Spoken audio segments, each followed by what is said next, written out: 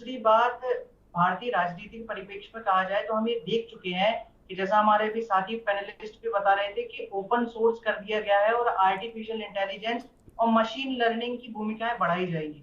अच्छा, इसको अगर मैं सीधे शब्दों में कहूं तो अब सीधा सीधा ये होगा कि आपको जो पसंद आएगा वो ज्यादा से ज्यादा परोसने की कोशिश की जाए। ट्रू। और इसी चीज को बढ़ावा बाकी ऐप ऑलरेडी दे रहे हैं।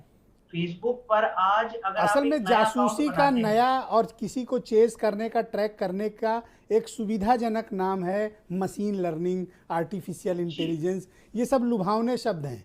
इनके जी जरिए हमारा आपका हमको आपको जी ट्रैक किया जाता है एक्चुअली।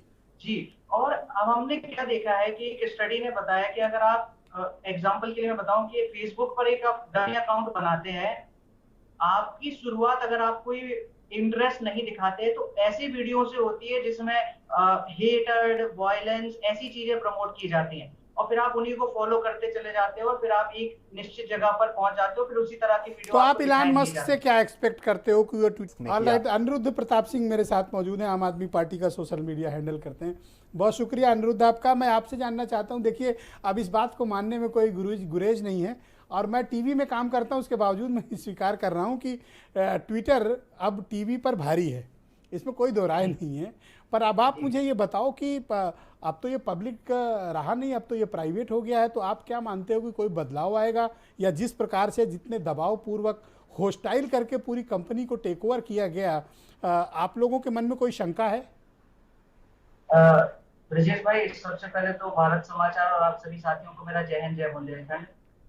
देखिए, मैं एक अंग्रेजी पंक्ति है उसके हिंदी अनुवाद के साथ ही कहना चाहूंगा कि महान शक्तियों के साथ महान जिम्मेदारियां आती है। और आज के समय में जब हर एक डिसीजन को लेना या किसी चीज को खरीदना और व्यक्ति जब सोशल मीडिया पर पूरी तरह से निर्भर करते हैं, तो ऐसे में सोशल मीडिया कंपनियों के ऊपर बहुत जिम्मेदारियां आती हैं। पर जैसा कि हम पास्ट में देख चुके हैं कि फेसबुक जैसी कंपनी जब उसके फेसबुक पेपर लीक्स होते हैं तो उनके माध्यम से पता चलता है कि भारत में भी उन्होंने भारतीय जनता पार्टी जैसी पार्टियों का सपोर्ट किया, टी राजा जैसे जो उनके पॉलिटिशियंस हैं उनकी हेट स्पीच को नहीं हटाया। ये सारी चीजें चिंताजनक हैं।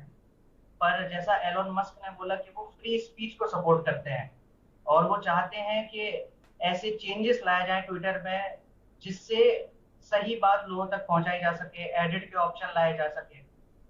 पर मेरा मानना ये भी है साथ साथ कि जिस तरह से पहले ट्विटर ने फैसले लिए हैं, चाहे कंगना आपने रनावत के खुद अकाउंट कहा को कि सस्पेंड करना हो। महान शक्तियां महान जी जिम्मेदारियों के साथ आती हैं, पर क्या जी ये जिम्मेदारी नहीं है कि गाली गलौज, ट्रोलिंग, मिस इन्फॉर्मेशन जी और जी। विशेष तौर पर महिलाओं के प्रति जिस प्रकार के बिल्कुल आचरण और भाषा इस्तेमाल की जाती है, इस पर बिल्कुल नियंत्रण की आवश्यकता है नए मैनेजमेंट को? बिल्कुल बिल्कुल, इस पे नियंत्रण की बहुत ज्यादा आवश्यकता है। और इन्हीं सारी उम्मीदों के चलते मुझे लगता है कहीं ना कहीं शेयर होल्डर्स ने भी इस बात को समझी है।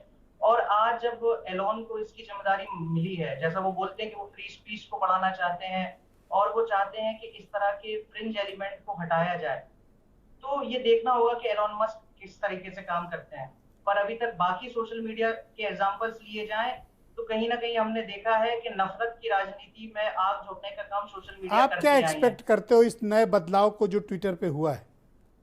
देखिए, मेरा मानना ये है कि एलोन मस्क एक, जैसा आप कह चुके हैं, कि जुनूनी व्यापारी हैं और कई बार उन्होंने वो काम करके दिखाए हैं जो अकल्पनीय है।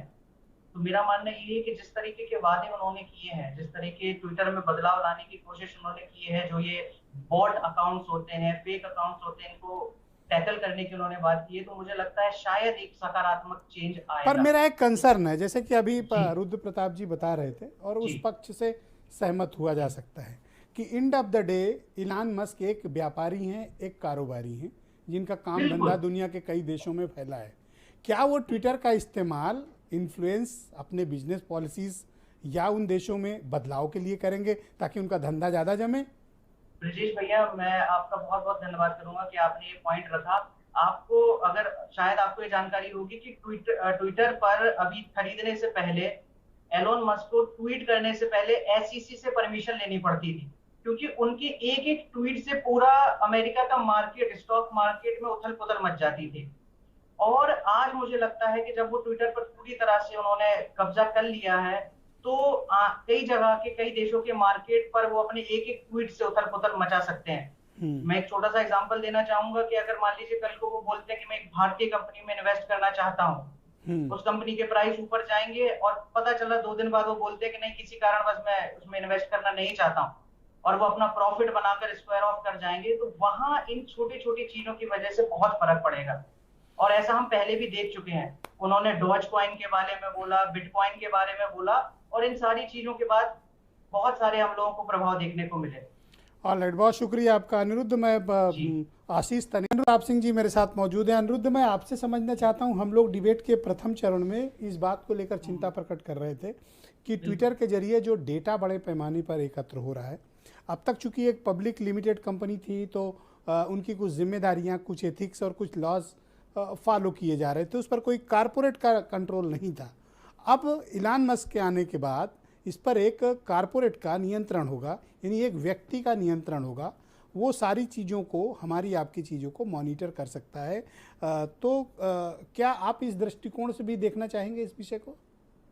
देखिए ब्रिजेश भाई, जैसा आप डिबेट की शुरुआत में कह रहे थे कि ऐसी क्या आन पड़ी कि एकदम से ट्विटर खरीद लिया, रातों रात खरीद लिया, ये एक जरूर चिंता का विषय है कि कोई एक व्यक्ति जिसके हाव भाव को आप नहीं समझ पा रहे हैं, वो किस वक्त क्या फैसले लेगा, किन चीजों को देखते हुए फैसले लेगा, ये मुझे कहीं ना कहीं थोड़ा गंभीर लगता है। और दूसरी बात, भारतीय राजनीतिक परिप्रेक्ष्य में कहा जाए तो हम ये देख चुके हैं कि जैसा हमारे भी साथी पैनलिस्ट भी बता रहे थे कि ओपन सोर्स कर दिया गया है और आर्टिफिशियल इंटेलिजेंस और मशीन लर्निंग की भूमिकाएं बढ़ाई जाएंगी।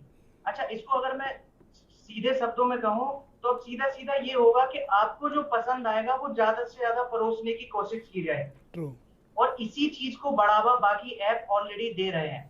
फेसबुक पर आज अगर असल में जासूसी का नया और किसी को चेस करने का, ट्रैक करने का एक सुविधाजनक नाम है मशीन लर्निंग, आर्टिफिशियल इंटेलिजेंस। ये सब लुभावने शब्द हैं, इनके जरिए हमारा आपको ट्रैक किया जाता है एक्चुअली जी। और अब हमने क्या देखा है कि एक स्टडी ने बताया कि अगर आप एग्जांपल के लिए मैं बताऊं कि फेसबुक पर एक आप डमी अकाउंट बनाते हैं, आपकी शुरुआत अगर आप कोई इंटरेस्ट नहीं दिखाते हैं तो ऐसी वीडियो से होती है जिसमें हेटेड, वायलेंस, ऐसी चीजें प्रमोट की जाती हैं, और फिर आप उन्हीं को फॉलो करते चले जाते हो और फिर आप एक निश्चित जगह पर पहुंच जाते हो, फिर उसी तरह की वीडियो। तो आप इलान मस्क से क्या एक्सपेक्ट करते हो कि वो ट्विटर को ज्यादा बेहतर स्थान बनाए? मैंने शुरुआत में भी कहा कि एलॉन मस्क के बिहेवियर के बारे में कोई प्रेडिक्ट नहीं कर सकता है कि वो कब क्या करेंगे। हम सिर्फ ये शुभकामनाएं ऐसा सोच सकते हैं, जो आदमी दरवाजे पे खड़े होकर जबरन अधिग्रहण कर ले, अंदर लोग जहर की गोली खाए बैठे हैं तब भी। बिल्कुल पॉइजन पिल तक की स्ट्रेटजी सोची ट्विटर ने अपनाने के लिए, पर वो फिर भी पीछे नहीं हटे। तो जहर खा लिया, मतलब हमारे गांव की भाषा में बिल्कुल जहर खा लिया। और हम यही सोच सकते हैं कि भारतीय राजनीति और भारतीय समाज के ऊपर ट्विटर एक अच्छी भूमिका निभाए। जो अनप्रेडिक्टेड बिहेवियर है उसकी वजह से भारतीय राजनीति को, भारतीय सामाजिक व्यवस्था को ज्यादा असर न झेलना पड़े। ऑलराइट, अशोक तनेजा जी, आप मुझे बताइए